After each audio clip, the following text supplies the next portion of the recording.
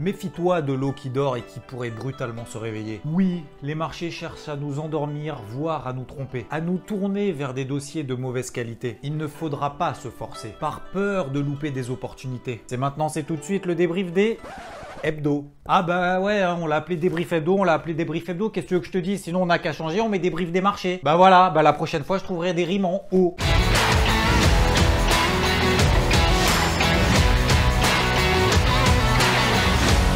Le marché est toujours tiraillé entre, voilà, vers le haut, vers le bas. Du côté positif, nous avons bien évidemment les banques centrales et plus particulièrement cette semaine la Réserve fédérale américaine qui a annoncé racheter des obligations d'entreprise. Confère le débrief daily, hein, si tu l'as pas vu, bah tu dois t'abonner à la chaîne. Les dirigeants de l'Union européenne qui se sont réunis afin de discuter, de négocier autour d'un fonds de relance autour de 750 milliards d'euros pour aider les pays les plus en difficulté, en particulier l'Espagne et l'Italie. Le point positif, c'est également le pétrole qui était en hausse tout au long de la semaine, grâce à une réduction prolongée de la production des pays membres de l'OPEP. Dans les points négatifs, nous avons en premier lieu le Covid-19 où il y a certains clusters qui a priori ont été repérés dans certains pays du monde. La macroéconomie qui reste toujours autant catastrophique. Nous avons vu cette semaine le PIB en Nouvelle-Zélande qui est ressorti pire depuis au moins 20 ans. Des destructions de postes beaucoup plus importantes que prévu en Australie sur le mois passé. 227 000 personnes se sont retrouvées au chômage alors qu'on n'en attendait que 100 000. Mais cela, le marché s'en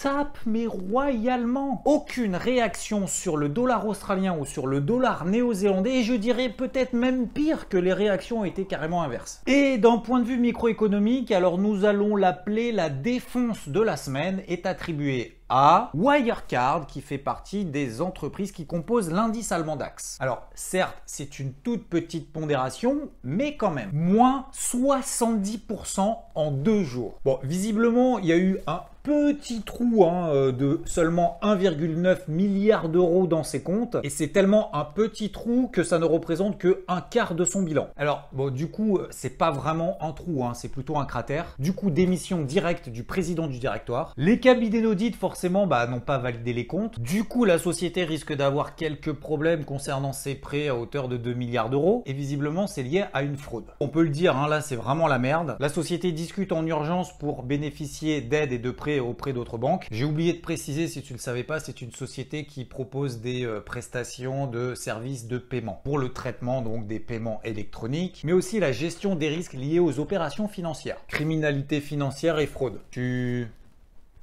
Disons que c'est des pros, je veux pas avoir de problème. Et de toute façon, dans le pire des cas, on peut passer un petit coup de fil à Jérôme Powell parce qu'il n'est pas à 7200 milliards de dollars près. Et au milieu de ce tiraillement entre les bonnes et les mauvaises nouvelles, bon, les bonnes nouvelles, il n'y en a pas non plus des masses, les marchés ont prêté attention et étaient un petit peu excités à l'approche des échéances, notamment trimestrielles, autrement dit, les 4 sorcières. Pour expliquer un petit peu, d'un point de vue concret, comment ça se passe, disons qu'on essaye de terminer le trimestre, le mois, donc ce 3e vendredi du mois de juin, disons dans des conditions qui nous permettent de terminer proprement. On tient les marchés le plus longtemps possible et après on se barre en week-end, on lâche la purée. Et d'ailleurs, juste après la clôture européenne, les marchés américains ont commencé à être un petit peu dans la descente. Mais pas de bobo, ça nous donne toujours des ranges d'ailleurs tout au long de la semaine. En tout cas, la seconde partie de la semaine, puisque je te rappelle qu'on a eu justement ces fameuses interventions de la Réserve fédérale américaine en début de semaine avec un gros gap haussier et puis après plus rien. Mon plan de la semaine, c'était tout simplement de privilégier le billet haussier mais très difficilement exploitable, tout comme le gold ou encore l'euro-dollar qui ont finalement évolué également tout au long de la semaine en dérange. En précisant que la tendance primaire, donc la tendance qui précède ces fameux ranges, est toujours haussière. Et du coup, dans ces moments-là, lorsque l'activité est quand même réduite, en étant ni permabull ni permabear, il y a 2 options et une option en bonus. Premièrement, faire de ce que j'appelle l'intra-scalp. C'est un mélange d'intraday et de scalping, c'est-à-dire prendre des positions en privilégiant finalement des petits écarts sur les marchés, sans anticiper et sans prévoir forcément qu'il y a un décalage. Et c'est là tout le problème, c'est lorsqu'il va y avoir un gros décalage de marché, de ne pas s'entêter dans son plan et de dégager vite fait, d'annuler ton plan très rapidement. Bref, ce que j'appelle les rangers.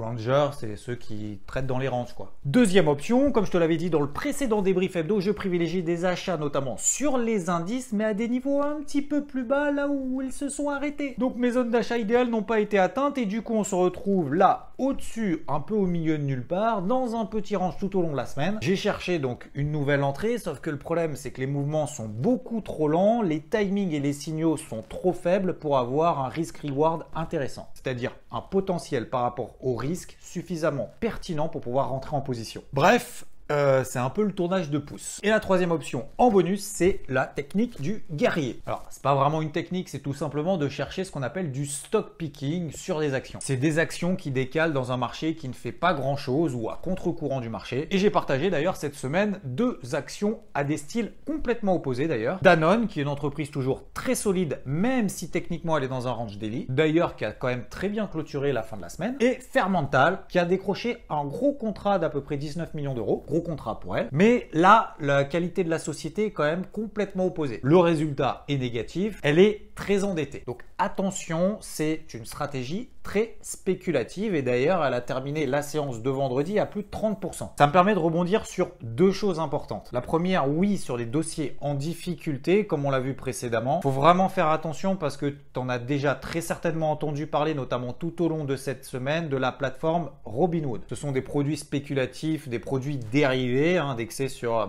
certaines actions, qui attirent beaucoup de particuliers, notamment les parieurs, les joueurs, en particulier par l'absence de frais de transaction. Ça attire ce qu'on appelle la dump money. Ce sont des parieurs qui cherchent le gros coup sans vraiment comprendre ce qu'ils font. Et du coup, ça donne concrètement des achats de sociétés qui sont quasi en faillite. Exemple, cette semaine, Hertz, le loueur de véhicules, dont l'action a été multipliée par 6 en 3 jours. Et il s'avère que c'était ces fameux spéculateurs qu'on a sur la plateforme Robinhood qui ont fait décaler le titre sans forcément de raison. Pendant 3 jours, c'est bien, notamment si tu as acheté le point bas, sauf que derrière, c'est la grosse douche froide parce que derrière, le soufflet retombe forcément. Et à l'inverse de la dump money, on a la smart money qui, elle, est l'argent finalement qu'on investit de manière intelligente, soit par les investisseurs institutionnels, soit les professionnels. Deuxième chose très importante, lorsqu'on a des situations de marché telles qu'elles sont, faut d'un côté tenir ses plans, mais en même temps ne pas s'acharner. Ne pas changer d'avis toutes les 2 minutes lorsque on est dans des phases de range, ça monte, ça va sortir par le haut, non, finalement ça va sortir par le bas et finalement on achète le haut de range, on vend le bas de range. Faut prendre du détachement. Le trading, c'est pas je clique, je gagne, et plus je clique, plus je gagne. Soit pour me refaire, soit pour atteindre des objectifs qu'on s'est fixés qui sont beaucoup trop ambitieux. D'autant plus dans un marché merdique comme on le sait actuellement. Il n'y a pas de décalage flagrant. La lecture technique est très compliquée comme on l'a vu la semaine passée avec les fameux Highland Reversal sur les indices américains. Et la macroéconomie est sans intérêt pour les marchés. Donc c'est difficile de se faire finalement une opinion et d'anticiper quoi que ce soit. Qu'on appelle des marchés erratiques. Et surtout, il faut maîtriser son risque. Il ne faut pas chercher à trader dans tous les sens toutes les 2 minutes. La performance ne se fait pas forcément tous les jours, de manière constante. Ce n'est pas vrai. C'est d'abord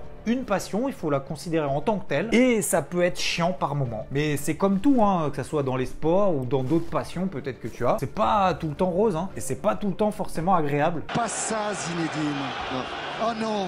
C'est comme ça fait partie du métier. Et la chose vraiment à retenir, et je conclurai là-dessus, tu te rappelles de l'introduction, ça veut dire qu'il faut absolument rester concentré. Parce que généralement, les mouvements de marché ont lieu lorsqu'on ne s'y attend pas. Du coup, la boucle est bouclée. Méfie-toi de l'eau qui dort. Merci pour ton pouce et je vais faire de la place parce que à partir de la semaine prochaine, oui, on va avoir un nouvel intervenant sur cette chaîne. Donc, il va falloir que je range un petit peu. Mais je t'en dis pas plus. Bon week-end.